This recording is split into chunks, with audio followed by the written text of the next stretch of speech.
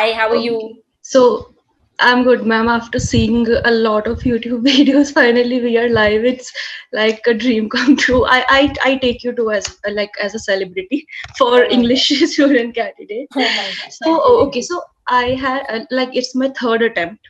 Okay, Okay. and I'm already very pissed off because I am missing only by a margin, just few points. Okay, Mm-hmm. so Mm-hmm. I had basically three questions, but the third question was the that same Akshay asked, the reference to context one. So I'm left with two questions now. So the first thing is I'm preparing myself because currently I'm in B.Ed, and like during B.Ed I don't get proper time to take a course or something, but I religiously follow YouTube lectures. Like I haven't missed even a one lecture since I Oh think wow. 5 years of your My, YouTube journey. Yeah, my maybe. God, that is So the so first thing wonderful. is, yeah. So the thing is that as we prepare for the exam and we start reading a writer, a work Mm-hmm. of his or her, and his the story of the work. So as and Okay. when we read that work or a story, it's very clear. Like it settles in your mind. But when we used to like I try to remember it some days later or something. I know the name of the work and I know the story, but they all get mixed up. So for example, I have the lover's complaint or the like legend of good woman. I think that that story is related to this work. This story is related to that work. Okay. Although I try to remember the work story according to the title, but there are a lot of works that don't have any link to the title. For Right. example, like Who's Afraid of Virginia Woolf? That Virginia has Woolf. nothing to Right. do with Virginia Woolf. So it's Right. very difficult to remember that which story goes with which work. So that's the only thing like that is bothering me, because in the net exam we have questions like there is a story in which this and this happens and there are four options. If we are not sure about like what was the work of that story, we know the story, we know all the works of the options, but we don't know Right. what like how to link the story. So Right. if the story is related to the title in any way, that's fine. Like easy, like we have Hamlet and that story is related to Hamlet, so we can easily remember it. But for the works like Who's Afraid of Virginia Woolf, that has nothing to do with Virginia Woolf. It's Right. really difficult to remember. So that's my first question. Okay.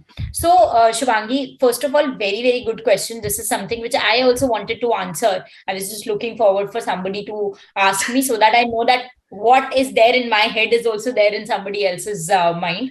So, that's a very simple thing that you have to do. You have to create small, just like those flashcards that I spoke about. So, suppose you take a page like this, it should be a blank page with no lines. You take a drawing paper and there you make a diagrammatic representation of the story.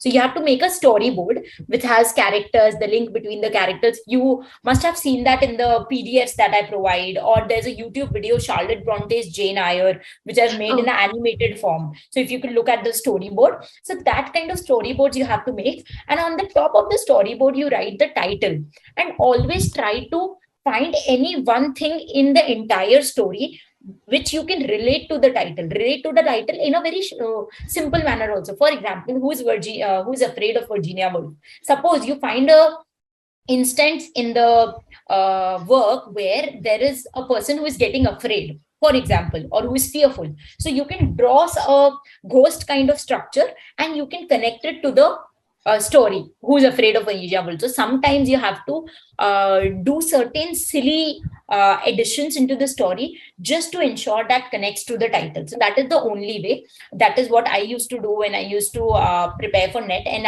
was forgetting which work was written by which writer. So I remember the work, but I forgot that I used to forget that whether this work is written by T.S. Eliot or by Virginia Woolf or by Samuel Beckett. So in that case, what I would do, I would take a character and I would just add a cap to it, writing on the cap Sam, and then connect it to Samuel Beckett. That okay, the character in this suppose dumb waiter has a cap on it, because when you make a storyboard, you can make a cap on it, and on the cap you can write Sam, and you can connect it to Samuel Beckett. So you know that okay, dumb waiter, there was this man who was wearing a cap, and the name of the cap was Sam, so it is related to Samuel Beckett. So that is what I used to do when I used to prepare for works. But the same concept you can apply when you are doing it with the stories and the title of the story. So I think that helps. Okay, so like we have to relate to the title in some way if it's not direct. That's yeah, the if thing. it's not direct, you have to create your own imagination. Try Yeah. to put that in the storyboard so that it's visual, because whenever something is visual, that is going to stick into your brain more easily. Yeah. So Okay. Just one more thing, ma'am. yes. The next question, like it's my third attempt, so first and second attempt were fine. Like in the first attempt, I had very good score in paper one, like 99 percentile, and in the second attempt, I had 99 percentile in paper two, but less in paper one. Okay. So Right. so the my question is like the time management thing, because paper one, although it has only 50 questions, but they're so long, like they're so long that it is equal to 100 questions of paper two. And the numerical part also, like the data interpretation is very time consuming, but it's scoring also, because we get it right. So I just want to ask, like what paper should we attempt first, or we should mingle, or how to go about the paper? That's the only thing. The best way is first attempt all the theoretical questions of paper 2 and paper 1. I'm also including paper 1 because paper 1 के भी जो teaching aptitude या research या computers से जो questions है, it is very simple to answer them whether you know it. Like if you know it, you answer it. If you don't know it, then whatever according to you is the best guesswork, you do it and put it as mark for review, answered and mark for review. The purple icon with a green colored button. Okay, so you do that so that even if you forget to come back to the question, it means that would be submitted as the final answer. So first, your aim should be that in 1.5 hours of the entire paper, you finish all the theoretical questions of paper 1 and paper 2. Then you have 1.5 hours to solve all the practical questions. Practical questions में क्या रहेगा? DI, mathematical reasoning, logical reasoning, reading comprehension of paper 1 and reading comprehension of paper 2. So all these 5 sections will come in the second half. So that should be the aim. इससे क्या होगा कि theoretical में आप बहुत शांति से और बहुत दिमाग लगा के आप सॉल्व कर पाएंगे, क्योंकि देखिए थ्योरेटिकल में क्या होता है कि अगर हम टेंशन में ना तो हम चीजें भूल जाते हैं. सो इट इज बेटर कि आप पहले रिलैक्स माइंड से थ्योरेटिकल सॉल्व कर ले, बिकॉज वो आपने इतने महीनों से उसके लिए मेहनत करी है. एंड देन आप जब थ्योरेटिकल कर लेंगे, now you know that okay out of the 150 questions I have answered 100 questions और 110 questions, so you will be in a very relaxed state कि now I just have 40 questions to answer. Then you can give your attention to all the practical questions. So that should be that aim. That's and always mark answers answered and mark for review, so that even if you're not coming back, at least ऐसा नहीं हो कि आपने, क्योंकि देखिए आपको तो एक मार्क करना है, या तो आपने mark for review किया या answered and mark for review. So always mark for review, answered and mark for review should be your choice. Great, Shubhangi. And ma'am, just one more thing, that I'm not able to find the capsule course on the website. So you have to go to courses.arpitakarwa.com. That's the website where we provide courses.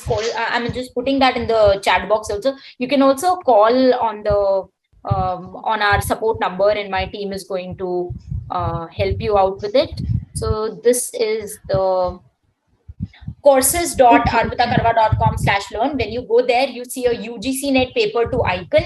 You click on it, then you will find all the courses. All the courses of paper 2 are in black color, so you'll see all the black colored thumbnails. And there you will see a capsule course. So you can just go there, put in the Zoom 300 code, you'll get additional off, and then you can enroll. So yeah. Okay, ma'am. So there are very few days left for the exam. So what should we opt for the mock test series or the capsule course? Like, what's your suggestion if I am well prepared? So in the capsule course, we have the mock test series as well. So we are giving you both the things. Okay. I would suggest you that you go for a capsule course, because you get the lectures also. So it will help you to revise, and mock test say you can practice. And mock test हमारे जितने भी है, we have made it in a way that they are very similar to the previous year papers. So once you do the mock test, you know that what kind of questions you are going to find on the day of the exam.